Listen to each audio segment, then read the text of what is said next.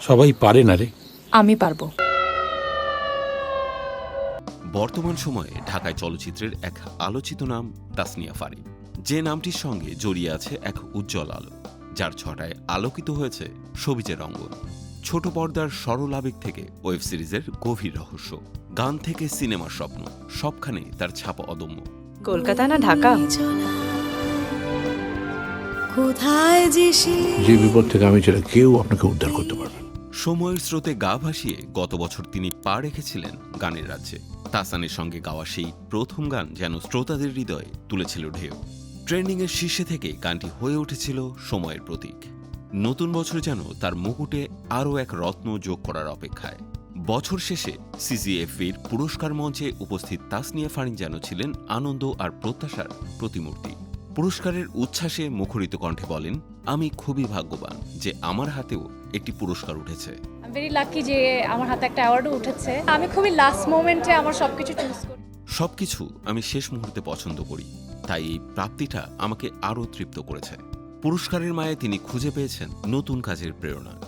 নতুন বছরে ফারিনের পরিকল্পনার কেন্দ্রবিন্দুতে রয়েছে একটি নতুন গান, তবে এবার চমক ভিন্ন। তাহসানের সঙ্গে সাফল্যের গল্প রচনা করে এবার তার গানের সঙ্গী ভিন্ন কেউ। কণ্ঠের রঙে ও সুরের মোহনায় তিনি তৈরি করেছেন এক নতুন জগৎ। ফারিন বলেন, আমার নতুন একটি গান আসছে, তবে এটি তাহসান ভাইয়ের সঙ্গে নয়। এবার থাকবে এক অন্যরকম চমক, যা ভক্তদের মুগ্ধ করবে। ভালোবাসা দিবস, যেখানে আবেগ আর অনুভূতির মিলন ঘটে। আমি একটা নতুন খবর দিতে চাই, নেক্সট ইয়ার আমার একটা গান আসছে আবার, সো ওইটা নিয়ে খুব এক্সাইটেড। সেই দিবসটিকেও নিজের সৃজনশীলতায় রাঙাতে চেয়েছেন ফারিন। ভালোবাসা দিবসের জন্য একটি কাজ করছি, এটি আমার হৃদয়ের খুব কাছের। আশা করছি এটি ভক্তদের মনে জায়গা করে নেবে, জানালেন তিনি। তার ভক্তদের জন্য এটি হবে এক বিশেষ উপহার।